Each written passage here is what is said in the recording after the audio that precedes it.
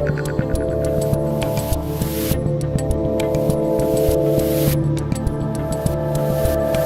right, what's up, everybody? It is March 2nd, 2021, and it is a stupid day full of stupid people doing stupid things, but not you guys, because you're watching the Rubin Report Direct Message with me, your host, Dave Rubin. There is a lot going on here. We were planning on 4 stories today. You guys know I like to do usually 3, sometimes 4, if I think, there's some more stuff happening. Today we're doing 5 because just in the last few minutes, all hell has broken loose related to Dr. Seuss. That rhymed. That completely was not intentional. All hell has broken loose related to Dr. Seuss. Was not intentional. We're banning Dr. Seuss books, and I have to cover this, and we busted out my own copy. I keep a whole bunch of Dr. Seuss books in the garage. We knew, obviously, for years that they would be coming for Dr. Seuss, so I keep all of my dangerous books in the garage. I have a stack of Mein Kampf, and then that's right next to a stack of Don't Burn This Book, and then it's all of Dr. Seuss's 39 books, 6 of which will no longer be published anymore. I cannot believe it. But the most dangerous one is right here. It's Oh, the Places You'll Go, which, for years and years, for decades, this book, this very short, thin book of rhymes was given to high school graduates and college graduates, usually college graduates, as a fun way of sending them off into the world. Oh, the places you'll go, the things that you'll do. And upon rereading this today, after I moved the pile of Mein Kampf, moved the pile of Don't Burn This Book, grabbed this, reread it, I think this might be the most dangerous. But just to be clear as to what's happening here, people, the company that publishes Dr. Seuss books, and there's at least 39 of them. There may be more. We'll find out if he had more racist stuff, hidden away in the back room or something.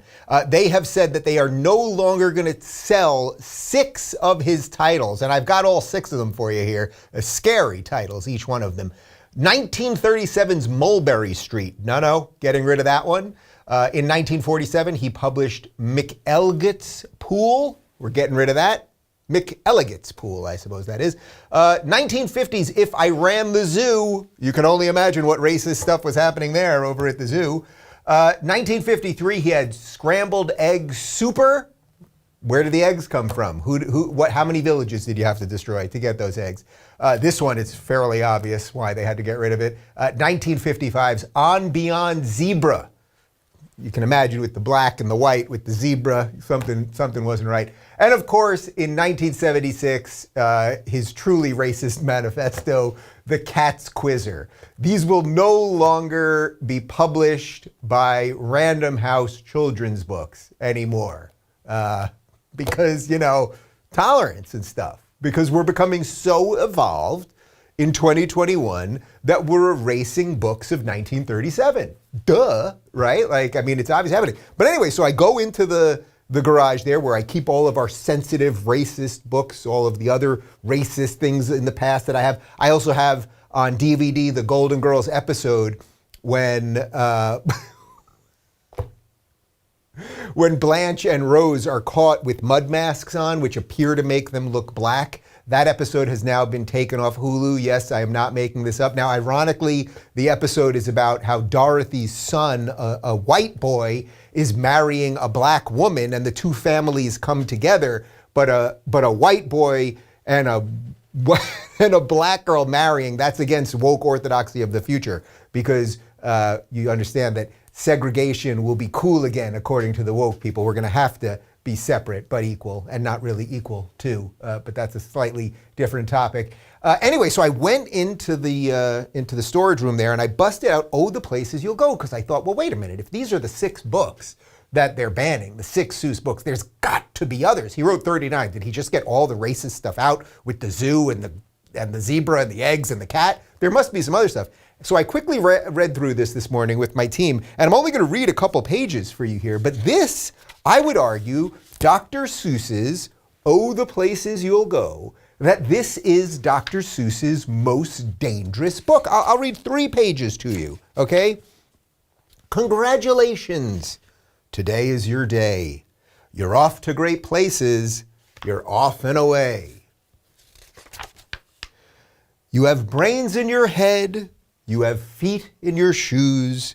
You can steer yourself any direction you choose. You're on your own, and you know what you know.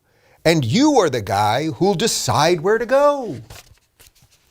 You'll look up and down streets, look them over with care. About some you will say, I don't choose to go there.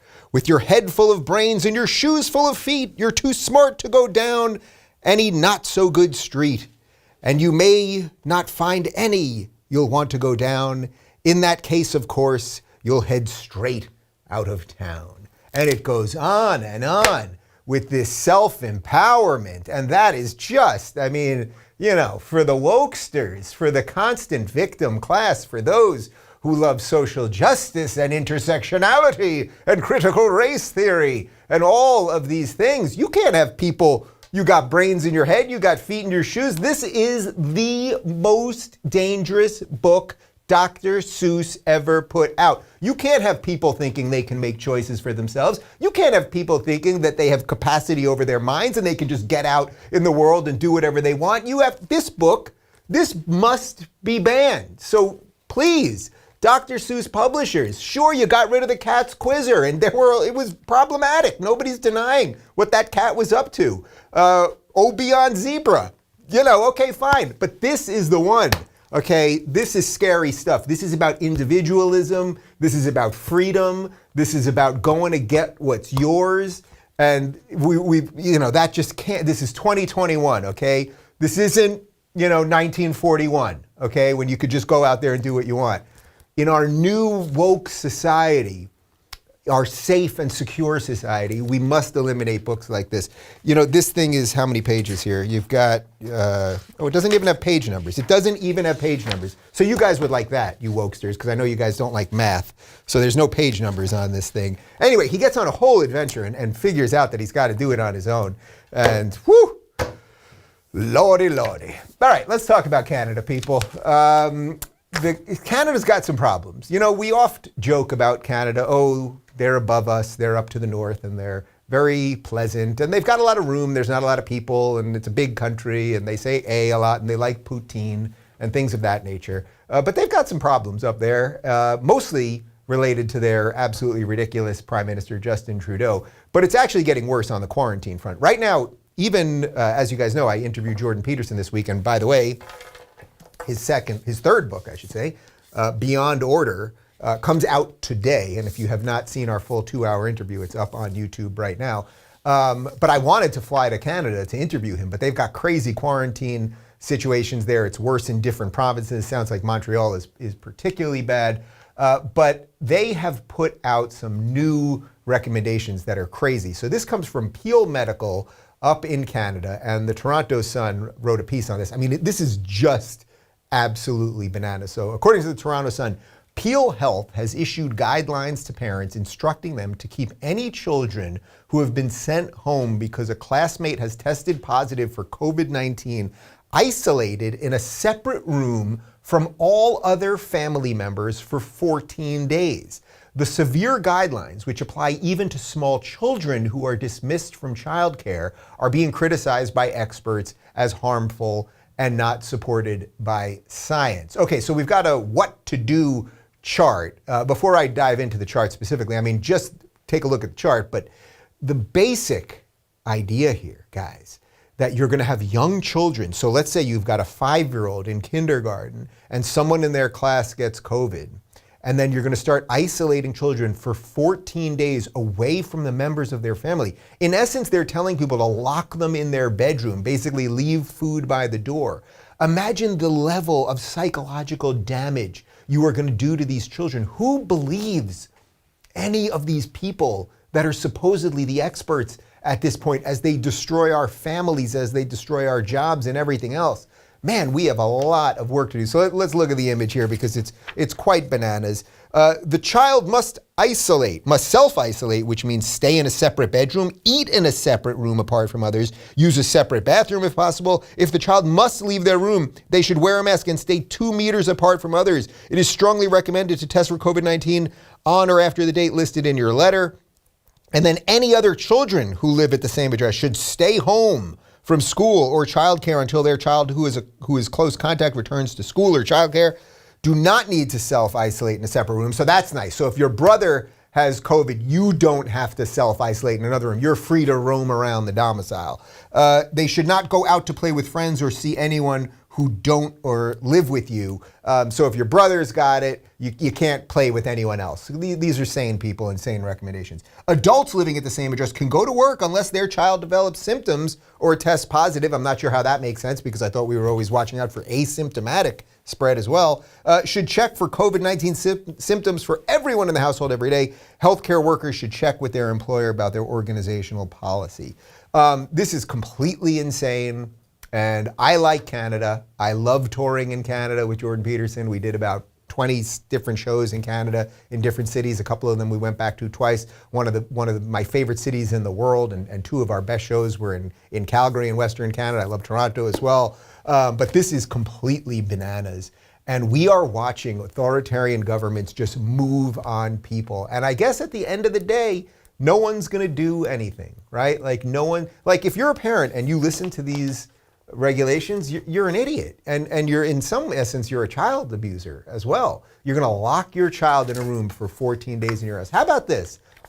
Call me crazy. And again, I'm not a parent yet, so I can't give perfect parenting advice.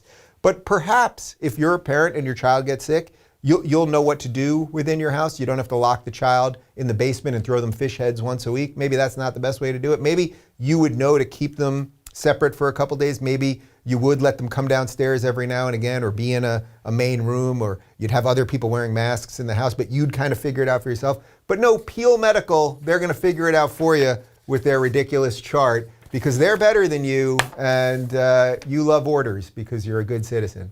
Guys, let's talk about ExpressVPN. You know, if you supported Trump and watched him or watched how big tech tried to shut him down, it's reasonable to think that any of us might be next. The wokeists are like religious zealots who continue their crusade of censorship, repression, and cancel culture until every last voice of repression has been crushed. See you later, Dr. Seuss. Sadly, they've been reinforced by the media and some of the largest companies in the world. That's right, big tech and the far left have formed an unholy alliance to track, censor, and spy on us, their fellow Americans. There has never been a more important time to protect our internet activity from bad actors, and that's why I urge you guys to get ExpressVPN. Everything you search for, watch, or click online can be tracked by big tech companies. They can then match your activity to your true identity using your device's unique IP address. When I switch on ExpressVPN with my computer or phone, my IP address is masked by a secure VPN server, which makes it harder for websites to identify me. The ExpressVPN app also encrypts my network data to protect my sensitive information from being compromised. Plus, you can use ExpressVPN on up to 5 devices simultaneously, so your whole family can stay safe with a single subscription. That's what I like, or what I like most is how easy it is to use. It just takes one click to protect all your devices. You literally click one button, it turns green, you're good to go. That's why they're rated #1 as far as VPN by CNET and Wired. So stop handing over your data to big tech companies and their far-left enablers in government. Defend your rights with the VPN I trust for online protection. Visit expressvpn.com. That's expressvpn.com/Rubin to get 3 months for absolutely free. Go to expressvpn.com/Rubin to learn more. And now back to me. Woo-wee! All right, so if you thought that our first 2 stories about eliminating children's books that we all know nothing's wrong with and burning books in the modern day, if you think that wasn't stupid, and you think that locking your children in a bedroom for 14 days isn't stupid, well, meet the Joe Biden White House. Because this is the Department of Homeland Secretary Alejandro Mayorkas during a White House press conference yesterday discussing illegal immigration, and well, I don't want to color your opinion of it. You take a look. We are progressing every single day. I don't have a particular timeline, but all I can do is communicate both to the American public and to the individuals seeking protection that we are working around the clock 7 days a week to make that time frame as short as possible, but they need to wait. But they need to wait with a particular goal in mind. We are not saying don't come. We are saying don't come now, because we will be able to deliver a safe and orderly process to them as quickly as possible. Let me read that quote for you in case you missed it there from Mr. Alejandro. He said, "We are not saying don't come, we are saying don't come now, because we'll be able to deliver a safe and orderly process to them as quickly as possible." Now look, I want to be very clear about something, and I look forward to Media Matters and the other Twitter losers selectively editing this video. We are a nation of immigrants. Virtually everyone that lives in the United States either is an immigrant themselves or the descendants of immigrants. There are very few exceptions to that. The exceptions would be Native American people and peoples whose ancestors were brought here by slavery. Okay, those are really the only two exceptions. Everyone else, whatever your religious background is, ethnic background, national origin, et cetera, came here and pretty much, almost without exclusion, came here with absolutely nothing. I want you, person watching this right now, think about your grandparents or your great-grandparents, whoever it is in your family that came here. Did they come here with anything? Probably not, because everyone came here for a better life. That's still why these very people that he's talking about want to come to America. For how wacky it is, it's still better than pretty much everywhere else, at least for now, although that window is definitely getting shorter. The point here is that we are a nation of immigrants, and that's something to be deeply proud of. And what we did was create this incredible melting pot where everyone could come here with all the traditions, and I talk about this all the time, all their history and family foods and all of these things, and fold into the melting pot of America. That is in stark contrast to what happened in most of Europe, which created multicultural societies where there were stark differences by where you came from into your new country. So whether it's the UK or it's Germany or other European countries, if you came from a different place with a different background or a different skin color, you didn't integrate into society in the way that you did in America. Not in every case, but in most cases, actually that's how it is. Versus America, where everyone gets to be part of the dream, right? And Asian Americans succeed at the highest levels here. No one gave Asian Americans anything, right? And we've had a black president already. Most European countries haven't had a black prime minister yet, et cetera, et cetera. We all know that we've done it really well here. So we are a nation of immigrants. That's something to be very proud of. But we got serious problems right now. We are focused right now on getting rid of Blanche and Rose in the Golden Girls and taking out Dr. Seuss and lockdowns and complete misinformation and a meltdown by our mainstream media. We have massive problems. And the idea that we would be saying to illegal immigrants, yeah, still come, just wait, we're gonna take care of you, we need to sort all this stuff out. It's like, maybe we need to take care of our house at the moment. I'm not sitting here saying we need to shut down immigration, period. I'm not saying that no one can come here for asylum and anything else. But why is it so obvious, if you're paying attention, that this administration, and certainly its woke progressive base, cares far more about illegal immigrants and people who want to become Americans than people who are Americans? That does not make me a right-wing crazy maniac. I am for America. I am for the plurality of America and as many people coming here as is possible. But right now, does America, like, think about it. If America's a home, let's just say America is our home, right? And it is our home. Well, if you were sort of having all sorts of internal problems at home, the parents were fighting, there's a drug addict downstairs, the heat doesn't work, like all sorts of problems. What would be the best thing to do? Would you just let a gajillion other people in there because you're really nice and you want to just really be nice to people, although it's not really because they want to be nice to people, it's because they want new voters on the Democratic side, obviously. But would it be that you just let everybody in, you just open up the door, hey guys, come on in, sure, there's no heat, there's no running water, a little disease here, they're fighting, he's got a gun, we got big problems, it's very abusive. Or would you say, hey, we got to take care of our house first. We got to clean our room. We got to get things in order here, and then we can talk about all that. But that's not what they're going to do. They are going to make it very clear. I mean, he's not just signaling it to people that want to come here. He's flat out saying it. We're not saying don't come. We're saying don't come now. But you know what? If you do come now, we'll probably let you in because we're a bunch of oddly guilt-ridden weirdos. And that's what we're going to do.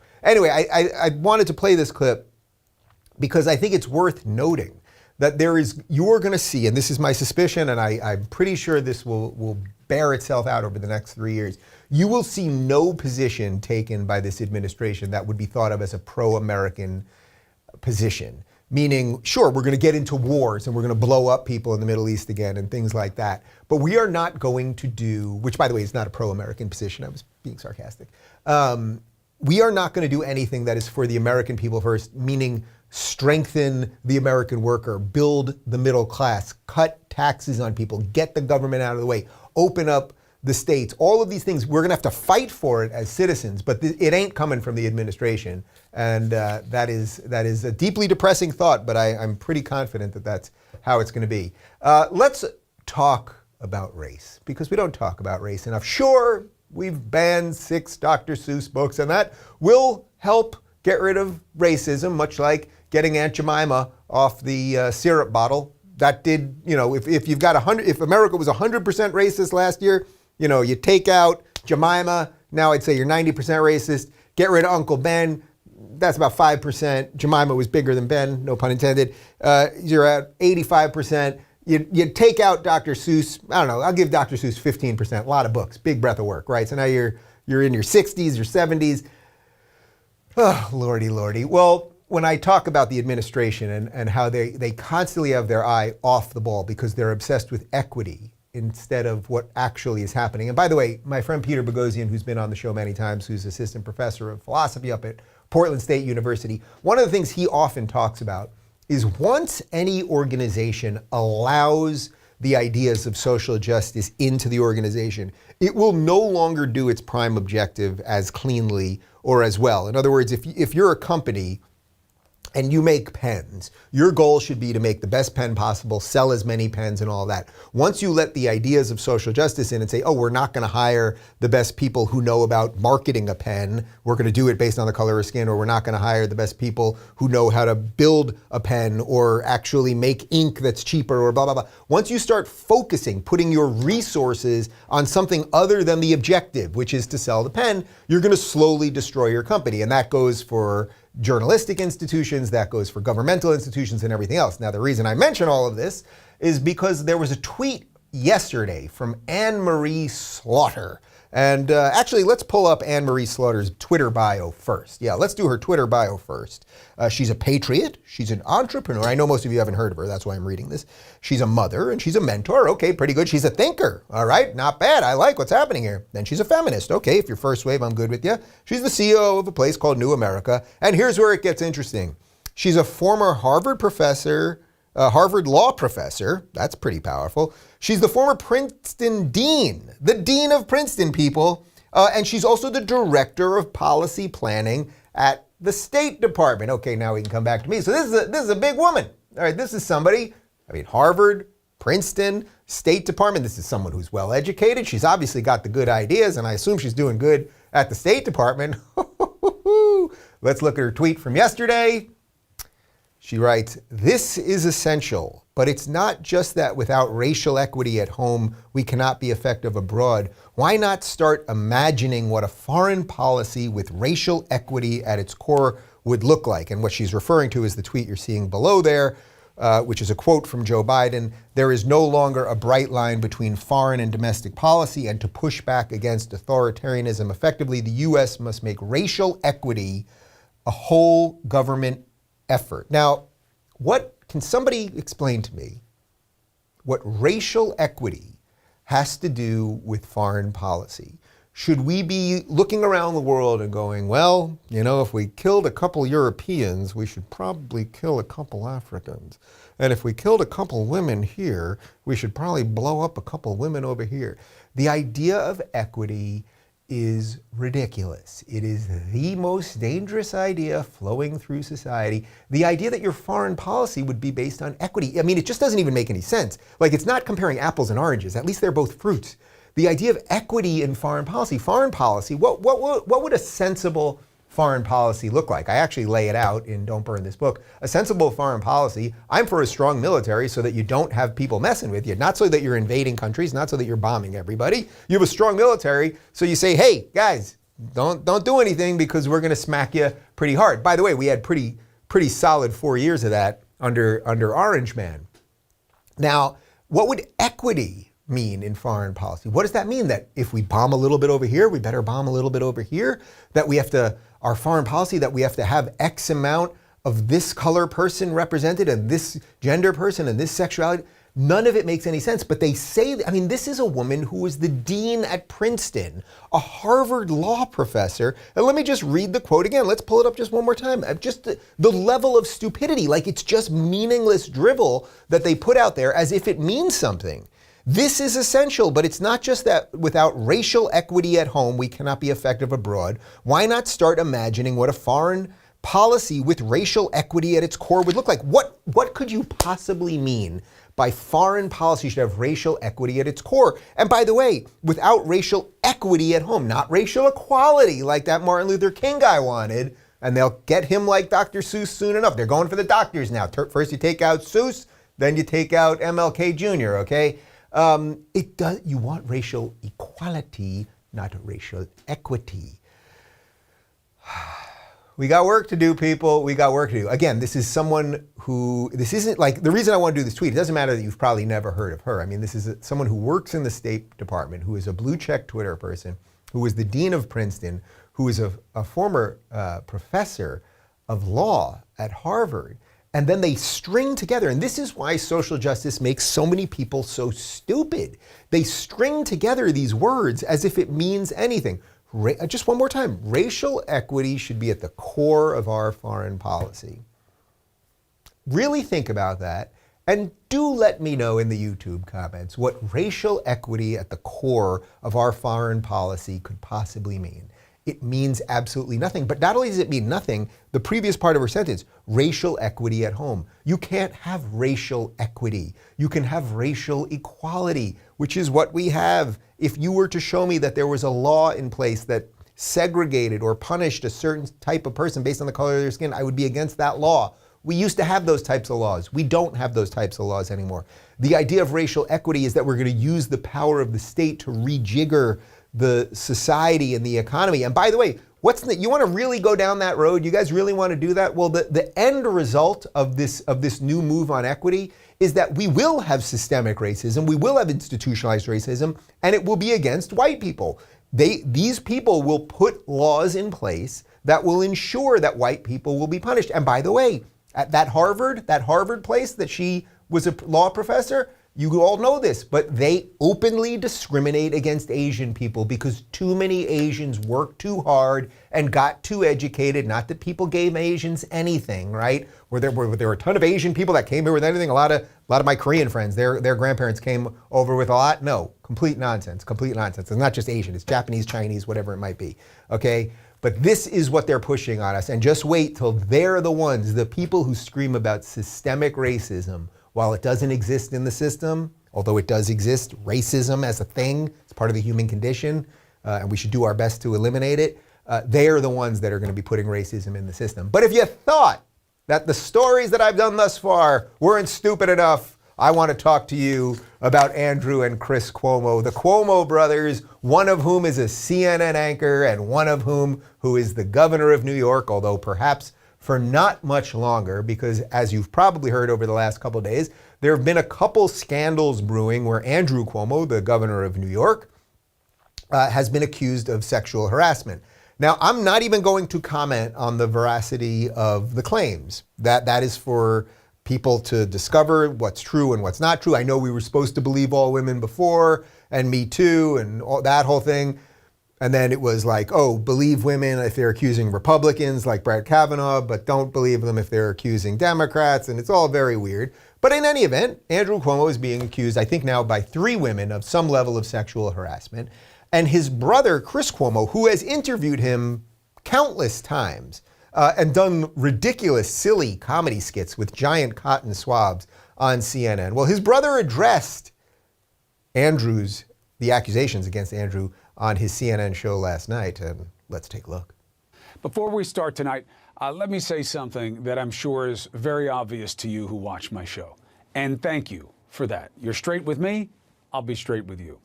Obviously, I'm aware of what's going on with my brother. And obviously, I cannot cover it because he is my brother. Now, of course, CNN has to cover it. They have covered it extensively, and they will continue to do so. I have always cared very deeply about these issues, and profoundly so. I just wanted to tell you that. There's a lot of news going on that matters also, so let's get after. All right, so look, Chris Cuomo is just a ridiculous clown in a CNN little TV box. That's all that he is. Not only did he report on stories about his brother and about COVID and the economy and everything else that his brother's done for the last year, but he interviewed him many, many times. I mean, if you haven't seen it, they did this absolutely ridiculous interview at the height of the pandemic where Chris busts out this giant cotton swab and they're laughing about things while supposedly people are dying everywhere. This is the worst pandemic in the history of the world and everything else. But now he can't talk about his brother anymore. So, okay, was there a conflict of interest and were you ignoring it before? Or was there never a conflict of interest, but now you don't want to throw your brother under the bus?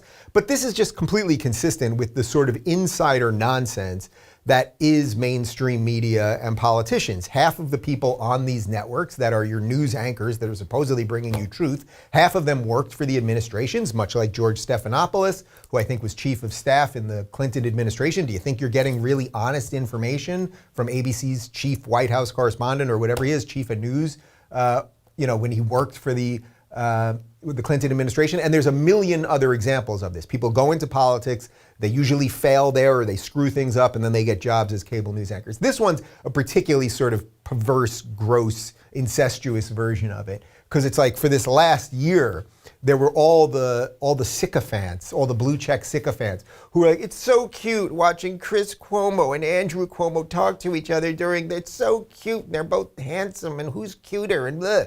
And it's like, well, now that the shit has hit the fan, now that Andrew's in trouble, now, whoa, Lemon, you're going to have to talk about that.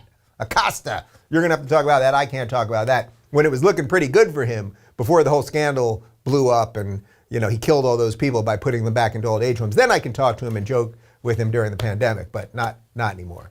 Anyway, I think you see my point, people. As I promised yesterday, this is a big week, so if you have not seen it yet, my full 2-hour interview with Jordan Peterson, who is returning, and dare I say, just in the nick of time, it is now up on YouTube. As always, it is up totally ad-free at rubinreport.locals.com. And people, you're not going to believe this. I am going to meet real, live human beings tonight at an undisclosed location.